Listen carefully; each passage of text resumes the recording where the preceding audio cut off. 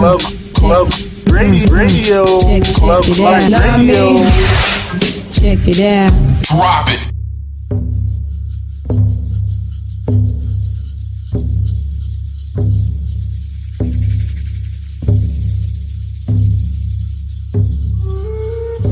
Welcome to Victory for Today. This is Donald and Yvonne Taylor, are your hosts. Good morning, Yvonne. How you doing? I'm fine. How are you today, Donald? Fine. Great. Can you tell us about our exciting guest? Yes, I can. Dr. Linda Whittington is with us today, and Dr. Whittington is a licensed psychologist in Toledo, Ohio. She's doing research on forgiveness, and she's writing a book from that research. She's in private practice. She does faith-based counseling, and she's extremely involved in numerous women's issues. I've known Linda for nearly 20 years, and she's just a dynamic person, and I'm just really looking forward to sharing her with our radio audience today. Well, I have known Linda since I was in elementary school. That was 20 years ago. And Donald. Maybe a little more than 20 years ago, but whatever. But she's somebody I highly respect. Also a person who is very caring and has a good discernment from God to do to speak into people's lives. So I'm 100% sure that she'll share with us today some important information that's going to impact our audience and also leave hope and lives to individuals who are searching for something right now. Absolutely. So let's get started. We'll start by reading today's scripture, which is Ephesians 4:32. And it reads, "Be kind and compassionate one to another, forgiving each other just as in Christ God forgave you." Okay. Well, Linda, you going to tell us about yourself as we get started? I want to, first off, thank you for inviting me to talk about such an exciting topic. You guys have known me for 20 years. I've been doing this work for 40 years. And the topic of forgiveness is brought up daily. So this is a very dynamic subject, and I'm excited and grateful that Donald and Yvonne has invited me to talk about this, because I have found that people are experiencing healing as they begin to wrestle with this concept. So thank you. Well, we feel so important about this issue that we had you come on for 3 shows. And just knowing you, I just can't wait for you to share with us and our audience your information, your study, your academic preparation, and also tell us how we can be more forgiving and show grace to people around us. Okay, I'm gonna give it my best try. Okay. We start with the first question I'd like to ask you is, what type of emotional and physical impact does unforgiveness have? Well, unforgiveness, it creates stress in the body. So you harbor negative feelings, and those negative feelings have manifested in a number of health disorders. Anything from heart disease to blood pressure problems to even arthritis. People have developed fibromyalgia, which is a disorder that's related to overall stress in the body. It creates issues of weight gain or weight loss. Unforgiveness is a very sneaky kind of emotion that people harbor, and it has large impact on our ability to be well and happy. So you're saying that unforgiveness, while it may be an emotional behavior, becomes results in physical ailments, sickness in the body? Yes, it does. Yes, it does. Because it creates a stressful environment in your body. And there's good stress and there's bad stress. And this is the kind of stress that will lead to different physical disorders. Often, a lot of people will say that unforgiveness, they just can't forgive. You know, people do things to them they just can't forgive, and they hold it against the person. So sometimes I have seen people hold things against people even after the person has died, and 20 years later, after the person died, they still say, "I can't forgive that person because they did something to me." Is that common? Oh, I think that's very common because I think generally people don't understand what forgiveness is. Because in our Christian approach to forgiveness, there's also the concept of forgetting. So forgiveness, therefore, forget that it occurred. And I believe people are wrestling with that concept more than their understanding of what forgiveness is. I think you're right about that, Linda, because so often I hear people say, "Oh, I forgave them, but I'll never forget." And so is it possible to do one without the other? It is possible to do one, which is to forgive and yet not forget. Because our experiences in our lives shape us who we are. Now, forgetting, we can get into that concept in a little bit, but forgetting means it's in degrees. You don't think about it every day, all day. It might come up once a month, or it might come to your mind once a week. Depending on how much you allow it to occupy your thoughts is the measure of forgetting. For example, if you don't know what you had for breakfast on April 1st of 2014 unless you had the same thing every morning. So basically you didn't think about it anymore. And therefore it's back in your mind someplace. And really, if you work hard enough, you won't even be able to recall it. But when trauma happens, trauma has a different impact on the brain. So there will be elements of remembering.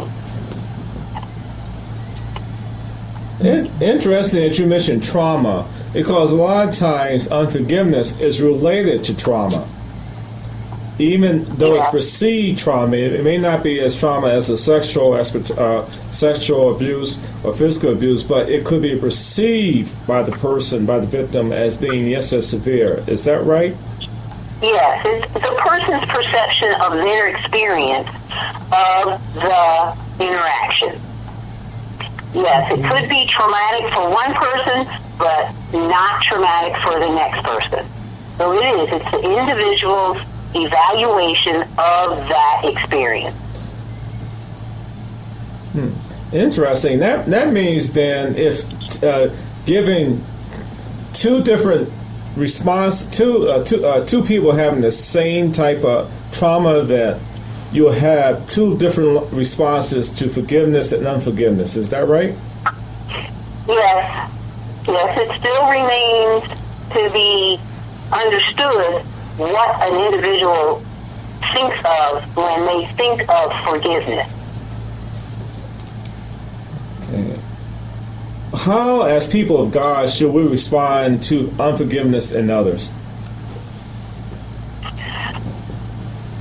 Well, okay.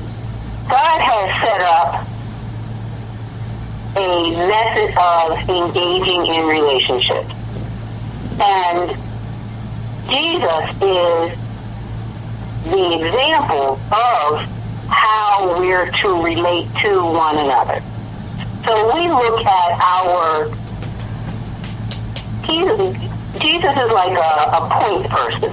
We look at, okay, how does Jesus embody forgiveness according to what God has designed it to be? So our example is that a person will wrong you. And what Jesus shows us is that we will not hold it against the person for their wrong. How against the person. You know, it's interesting that I find that in a lot of Christians, not in all Christians, in a lot of Christians, that we don't address the issue of unforgiveness. We will harbor something against a person, but then we'll say, "Well, I'll pray for him," or I'll overlook it.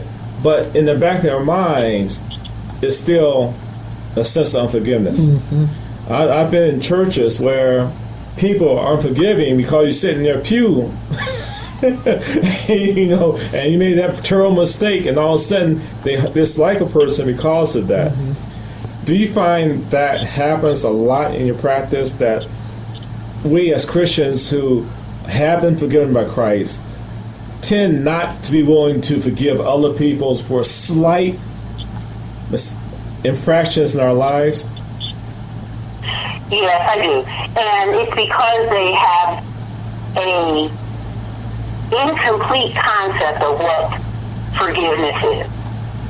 So let me just talk about what is forgiveness. Well, in relationships, we have expectations of how a person is going to treat us or to behave. Whether they behave toward us, whether that behavior comes toward us, or how they behave just in general. Okay, so we have these expectations. Let's say we have 4 expectations. I could use an example. My daughter had a 4th grade teacher that was supposed to teach 4 subjects. So, we expected this teacher to have lesson plans and the ability to give examinations to assess what the children have learned. And then be able to give us a report, which is a grade, and to be able to talk with us about why the grade is what the grade is. So, what happened that my child got a C? Or what happened that my child got a B? How can they get an A? All right, so we had that expectation. That's just 4 of them that I'm mentioning. What we found out was that this teacher was only teaching 1 of the core subjects. So we went to the principal and said, how is this teacher not required to teach those other 3 subjects? Mm-hmm. Well, we got an explanation, but the bottom line is our children were not getting the other areas. So, for example, forgiveness in that situation is if that principal is not going to hold that teacher to teaching those other 3 subjects, then we're not going to hold that teacher to teaching those other 3 subjects, but we're going to hold the principal responsible for being sure that she puts in place someone who can teach those other 3 subjects. So you're looking at someone, you have expectations of them, they do not meet up to your expectations, so you have to figure out a way to either get your expectations met or to let go of those expectations. And that's very difficult to do. Well, and to not have those expectations means you have to be grounded in reality. People oftentimes want to live in a fantasy world. They just want what they want when they want it. Do you think that's more common today than historically? I just think it's a general way people relate to one another. We human beings are basically selfish individuals. We want things that make us happy. Okay. Yeah. Now, it's not good or bad. Okay, that's just the way we're made. But when we don't get from a person what we expect of them, we have to be grounded in reality that this person is not going to deliver. Either they can't or they don't want to. And we have to accept that. That's interesting, Linda, because that's a lot of what I find typical in when you do marriage counseling, is the different expectations of one spouse to the other spouse. And Well, and the other spouse and the one spouse not able to meet those expectations. and there is a book that I give people who are newly married. And the book is called The Four Agreements. And it's by Miguel Ruiz.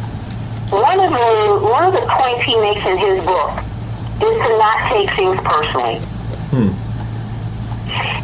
So whatever anybody says to you or does to you is not about you. It's about their issues that they grew up with. Now, in relationships, in marital relationships, or even just friendship, you have some hope that this person can meet the expectations you have as your lifelong partner. That's a part of the marriage agreement. Now, okay, let's take a simple concept. Budgeting. Some people are better at budgeting than the other person. Well, Linda, I'll have to hope you don't take this personal, but our show is wrapping up. I'll have you come back next week to share this important topic. It leaves you in kind of mid-sentence, but I'm sure that you put a little expectation in our audience for what's going to come next. All right? Okay, thank you. Okay, and for our audience, please tune in next week, because we'll finish discussing this important topic about forgiveness. Thank you. So, Donald, I wanted to take a minute this week and just talk a little bit about what's going on in Syria. And what really caught my attention about that whole thing was I became aware of a family that paid $10,000 to smugglers to get them out of Syria. And the family, in fact, sold everything that they had, including the dad's work tools for his livelihood. And they had 3 children, and the mom and the dad. And as they were attempting to leave with the strugglers, they were to cross a certain river, and 2 of the children drowned. And so it ended up just the one child, the mom and the dad, and now they're back in Syria. So, they paid $10,000 to strugglers to get out of there, and all for naught, and lost 2 children, have no tools for a livelihood, just everything. And it really had me thinking about how desperate you would have to be to take such a dangerous trip with your family trying to get out of there. So then, I became aware that since 2011, the civil war and the conflict between the government of Syria, opposition forces, and ISIS has been going on. And 49%, or 1 out of every 2 Syrians, have fled their homes or have been killed. And I think the article I read likened that to every man, woman, and child in 29 states in the United States leaving. And they said everyone west of Ohio and Kentucky and north of Texas all the way to California. That's the size of the people that have been affected by this thing. So about 6.5 million have been displaced within Syria and not gotten out. Another 4.1 million refugees have went abroad and they're registered as refugees. 310,000 have been killed and 10.6 million are still in their homes. And it just really made me think. We live in a country where we do have some civil unrest here, but certainly not to the magnitude of what's going on in Syria. And, I began to really think about, so what is our responsibility as a country? A lot of countries in Europe are taking in people, and it's such a large inflection of people that it's really affecting countries everywhere. And, I know initially the United States said they would take up to 2,000 people this fiscal year from Syria, and then they upped it to 10,000. So, there's a lot of feelings about it. Some people feel like that's not enough people that the United States is willing to take in, and we have a international responsibility to other countries to open our doors and take in more refugees. But there's also a concern in the United States, I suppose this is the con to the pro, that it then opens up opportunity for terrorists in this country. And there's a lot of fear. So, I'm just real aware of this whole issue, and it's not something that's going away. It is affecting so many countries in Europe in terms of their finances and their ability to take in people. I know that they said in Germany there was one city that had taken in so many Syrians. They said after a point there would be more Syrians there than Germans. And so, that's beginning to be a concern to people just in terms of, are we going to take in so many refugees that we are now the minorities? So a lot going on in that area. What are your thoughts? The issue of immigration, as I see it, is a global issue. It's not, what's going on in Syria right now is just a tip of the iceberg. Major immigration is taking place not only in Syria, but also related to the Americas, from Central America and South America, as those economies are becoming increasingly unstable. People are coming up north for a better future. And so now what we see is immigrants being stopped in Mexico and shipped back instead of making it all the way to the United States borders. That's the reason why there's been a decline in number of immigrants coming, illegal immigrants coming into the country from the South America and Central America.